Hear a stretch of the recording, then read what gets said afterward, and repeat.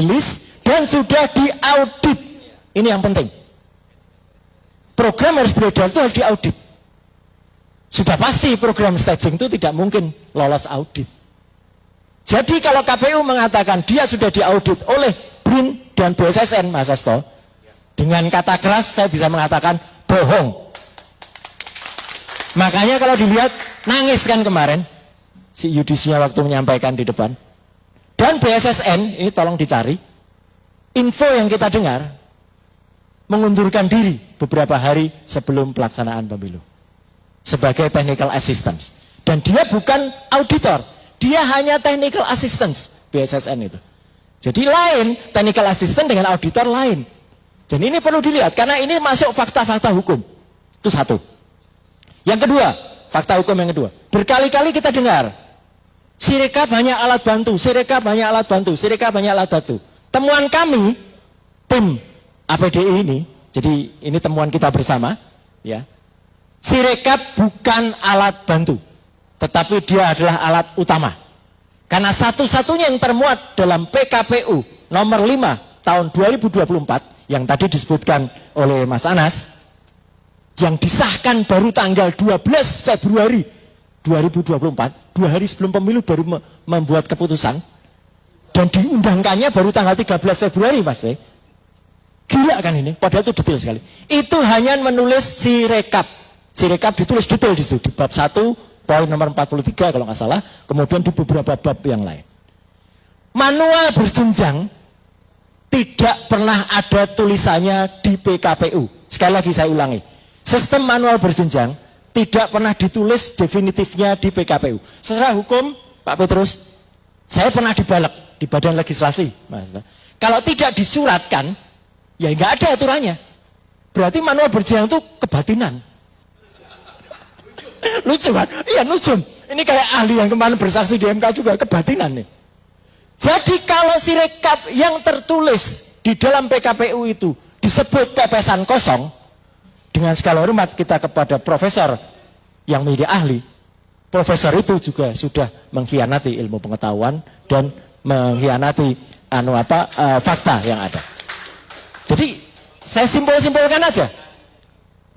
Ketiga, saya di awal Februari itu, ketika di pertengahan Februari, ketika kemudian sudah running, di samping membongkar soal software tadi, saya teriak, kok kita berani-beraninya data penting Republik Indonesia, DPT 201 juta penduduk itu, ditaruh di cloud server di Alibaba.com. Tepatnya di Alien Computing. Itu teman-teman, bukan tanpa resiko lagi. Lagi-lagi saya dilaporkan Pak Andi. Keluar running text-nya di TV-TV. Roy Suryo menyebarkan hoax gitu. Meletakkan server di Singapura. Gilanya lagi, saya mengatakan gilanya lagi. Seminggu setelah tanggal 14 Februari, kalau nggak salah tanggal 21 Februari, komisioner KPU duduk berjejer, gagah banget di gedung KPU, bikin konferensi pers macam ini. Menyatakan dengan tegas, waktu itu BT Epsilon yang bilang, kami jamin data-data itu tidak ada di luar negeri, ada di Indonesia. Ketua KPU mengatakan, Hasyim Asyari mengatakan, sejauh pengetahuan saya, sepanjang pengetahuan saya, memang data-data itu hanya ada di dalam negeri. Saya langsung teriak, berarti pengetahuannya nggak panjang itu. Dan satu lagi, bohong. KPU bohong. Karena jelas-jelas di luar negeri kok. Tapi ternyata kebohongan mereka itu, memang sudah ada triki sebelumnya Pak Petrus. Hari Jumat malamnya, dini hari, jadi itu Rabu, Jumat malamnya, bagaikan seorang maling saya bilang, mereka memindahkan data-data itu dari Singapura balik lagi ke Indonesia.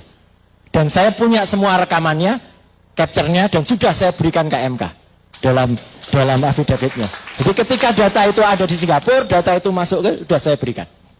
Jadi nggak apa-apa teman-teman kalau nggak dengar kesaksian langsung di MK, saya sampaikan di sini dan itu ada di dalam affidavit. Affidavit itu nilainya sama, ya, dengan kesaksian langsung. Karena memang saya benar-benar nggak bisa hadir waktu itu. Nah, artinya apa? 3 kebohongan ini sudah berat sekali sebenarnya pada KPU. Bohong softwarenya diaudit dan itu banyak versi. 2, bohong ketika dia menyatakan itu di Singapura, ya. Dan berikutnya ketika kita temukan juga data-data itu ternyata ketika masuk itu sudah tadi pada sistem yang disampaikan oleh Mas Anas dan Mas Yudi tadi. Sudah ada ibaratnya kotaknya, sudah ada tempatnya. Angkanya sudah ditentukan sejak awal. Saya sejak awal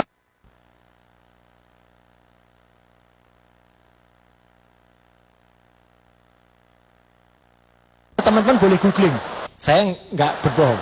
Sejak awal tanggal 14 itu, hari H pemilu, jam 19:36, di situs KPU itu sudah ada angkanya. 24%. Oh, kesini dikit.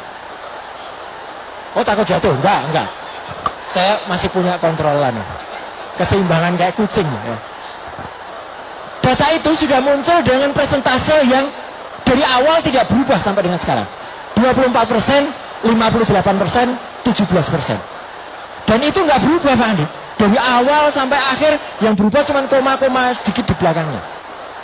Jadi itu ada sebuah algoritma, automatic algorithm yang dipasang dengan perubahan-perubahan tadi. Jadi perubahan-perubahan software tadi memungkinkan dimasukkan apa? JSON script dimasukkan. Script yang memungkinkan untuk mengkontrol itu atau memasukkan data. Memungkinkan untuk memasukkan algoritma perhitungan yang mematok itu. Memungkinkan lagi untuk menggelembungkan suara. Teman-teman ingat, di akhir Februari ada satu partai salah input namanya. Ya. Itu yang tiba-tiba perolehan angkanya lonjak. Ini dari sisi volatilitas statistik tidak mungkin. Menyalahi kodrat betul. Kodrat saja nggak salah kalau ini salah. Ya. Jadi kodari yang salah betul. Ya, jadi itu Profesor Statistik Burhanuddin Mustadi saja bilang aku ramudeng mas. Dengan adanya fenomena ini Bu Lydia. Jadi dia pun tidak mengerti. Untungnya waktu itu kemudian karena banyak yang meramaikan, berhentilah upaya itu. Upaya itu upaya jahat. Saya pernah tulis tuh modusnya. Bukan hanya mencuri antar paslon, bukan hanya mencuri satu partai, tapi sudah menggunakan sisa suara.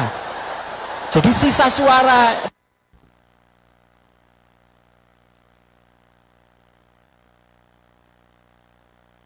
di setiap TPS itu belum terbukti ada di mana-mana. Data-data seperti yang Mas Anas tampilkan tadi ada semacam itu. Jadi itu terbukti. Kesalahan kelima lagi, fakta kelima lagi apa? Dengan dihilangkannya software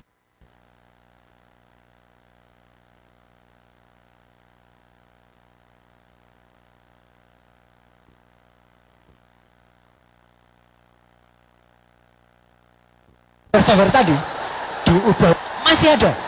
Saya lihat fungsi itu masih ada untuk auto. Tapi ketika malah sudah versi berikutnya dihilangkan, akibatnya apa? Data-data tiap TPS bisa kemudian kayaknya itu ya mati. Data-data dari tiap TPS itu bisa seperti tadi disampaikan Bu Leoni. Dari 300 harusnya maksimal 300 jadi 700, jadi 900, jadi jeblok datanya, meledak. Dan itu tetap diinput semuanya. Ini yang menurut saya nggak masuk akal. Makanya ketika perhitungan yang diamini oleh Ketua KPU, satu TPS itu bermasalah, ya, itu memang benar. Apalagi temuan Mas Anas tadi sudah mencapai lebih dari separuh TPS-nya. Kalau lebih dari separuh, Pak Asto, ini berarti apa? Masif, terstruktur, dan sistematisnya tercapai. Lihat, ingat hitungan saya dari awal tadi, iya kan?